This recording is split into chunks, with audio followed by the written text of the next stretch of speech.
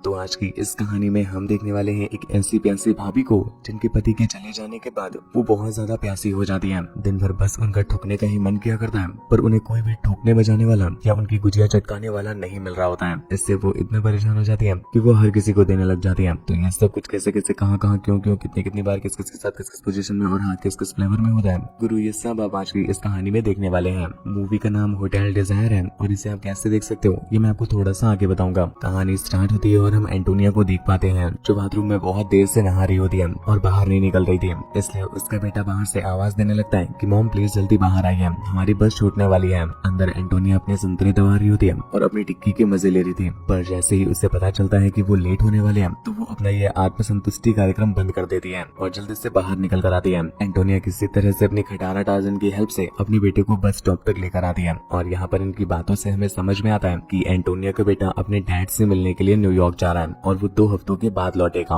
इधर बस ऑलमोस्ट निकलने ही वाली थी, इसलिए एंटोनिया जल्दी से जा करके अपने बेटे को बस में बिठा देती है। यहाँ से निकल करके एंटोनिया एक होटल में पहुंचती है और हमें तो लगा कि भाई अब ठुकाई होने वाली है, पर यहाँ पर तो हमारी फीलिंग्स के वैसे ही फड़वे लग जाते हैं जैसे आपके लग जाते हैं जब आपका रॉकेट लॉन्च होने को तैयार हो और आपको www.gapagap.com पर एक तगड़ी वीडियो ना मिल पा रही हो, क्योंकि यहाँ पर हम देख पाते हैं कि एंटोनिया ठुकाई के लिए नहीं बल्कि कमाई के लिए यहाँ पर आई हुई थी। दरअसल एंटोनिया इसी होटल में काम करती है। होटल का रिसेप्शनिस्ट एंटोनिया को लेट आते हुए देख लेता है और उसकी हमेशा एंटोनिया से फायर भी रहती थी, इसलिए वो उसके एल लगाने के लिए ये सारी बात मैनेजर को बता देता है और मैनेजर किचन में जाकर के चारों तरफ एंटोनिया को ढूंढने लग जाता है, पर एंटोनिया उसे घंटा कहीं मिली नहीं रही थी। काफी देर तक ढूंढने के बाद फाइनली उसे एंटोनिया एक जगह पर खड़ी मिलती है जो इतना जोरों से भागते हुए यहाँ पर आई थी कि वो पूरी तरह से पसीने से भीग गई थी। पर मैनेजर को तो उसे देखकर ऐसे लग रहा था जैसे मानो ये दौड़ के नहीं है बल्कि किसी के घोड़े पे राइड करके आई है, क्योंकि वो बहुत ज्यादा थक गई थी। मैनेजर उसे देखते ही धर कर जाने लग जाता है, क्योंकि ये पहली बार नहीं था, एंटोनिया हमेशा ही लेट आती थी। आज उसके सब्र का बांध टूट गया था, इसलिए वो उसकी पलटा पलटा करके मार रहा है, मतलब बातों से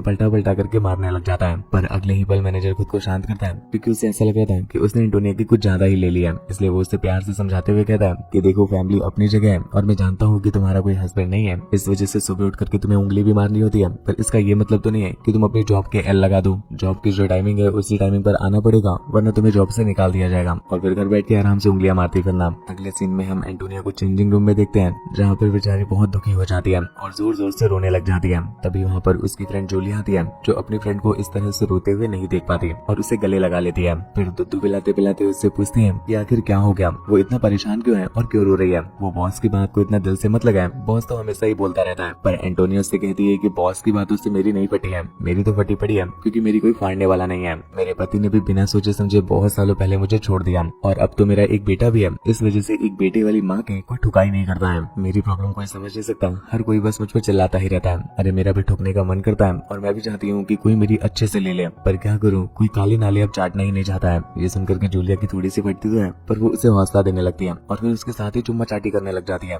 इधर एंटोनियो को भी लगता है कि चलो कुछ तो मिल रहा है, वही लपेट लो, तो वो भी उसके साथ लग जाती है और यहाँ पर इनका चाटा पूछे और गड्ढे से गड्ढे मिलाने वाला कार्यक्रम चालू हो जाता है। कैंची से कैंची मिलाने के बाद एंटोनिया अपने काम पर लग जाती है और जब वो रूम सर्विस के लिए एक रूम पर जाती है तो वहाँ पर वो बहुत सारे मॉडल्स को देखती है और उन्हें देख करके उसकी कच्ची लीक करने लग जाती है। एक बार फिर से उसका उंगल प्रक्रिया करने का मन कर जाता है और इस तरह से वो फिर से तड़पने लग जाती है, लेकिन वो किसी तरह से खुद पर काबू करती है और वहाँ से निकलकर एक दूसरे रूम में जाती है जहाँ पर वो देखती है कि पूरा रूम खाली होता है और कोई भी दिखाई नहीं दे रहा होता। इसलिए वो इधर उधर उस आदमी को ढूंढने लग जाती है, पर तभी उसकी नजर टेबल पर पड़े हुए कुछ स्केचेस पर पड़ती है जो बहुत अच्छे होते हैं। उन्हें देख करके एंटोनिया वहीं पर रुक जाती है और हम समझ पाते हैं कि इस कमरे में जो भी रुका हुआ है वो एक आर्टिस्ट है। तभी एंटोनिया खिड़की से बाहर देखने लगती है और इतने में ही उस बंदे का फोन रिंग करने लगता है, जिस वजह से वो बंदा वॉशरूम से बाहर निकल आता है। हम जान पाते हैं कि उस बंदे का नाम जूलियस होता है और वो वॉशरूम से बिना कपड़ों के ही बाहर आ गया था। ये देख करके जूलिया की फटके हाथ में आ जाती है और उसका तो एक पल के लिए चाटने पूछने का मन कर जाता है, पर वो नोटिस करती है कि वो बंदा उसे देख ही नहीं पाता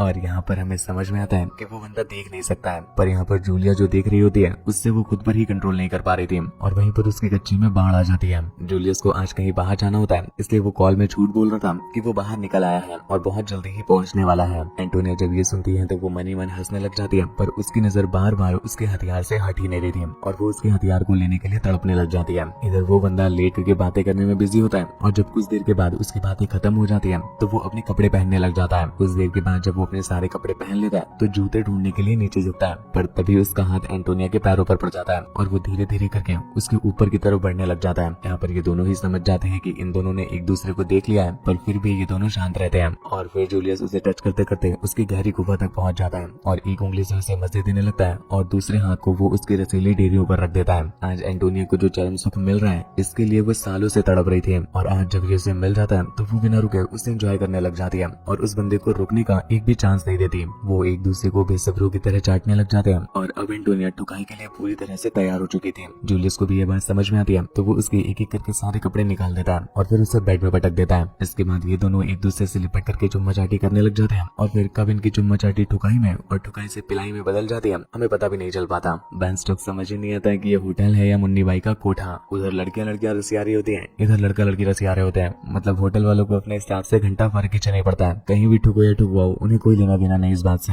आज एंटोनिया बहुत खुश होती है क्योंकि वो जिस चीज के लिए तड़प रही थी आज फाइनली उसे वो मिल गई थी। वो लोग काफी देर तक दबा दबा करके ठुकाई करते हैं और कुछ देर के बाद जब उसका कार्यक्रम खत्म हो जाता है तो भी एंटोनिया उसे छोड़ नहीं रही होती है और उसके साथ चिपकी रहती है। कुछ देर के बाद वो बंदा स्मोकिंग करने लगता है और एंटोनिया भी उसकी ही सिगरेट से मतलब स्मोक वाली सिगरेट से खुद भी लग जाती है। पर जैसे ही वो धुआं फायर अलार्म तक पहुंचता है तो पूरे कमरे में बारिश जैसी बूंदें गिरने लगती हैं और इस सीन का एक बार फिर मूड बन जाता है और वो दोबारा ठुकाई करने की तैयारी करने लगते हैं। और इसी के साथ ये कहानी यहीं पर एंड हो जाती है।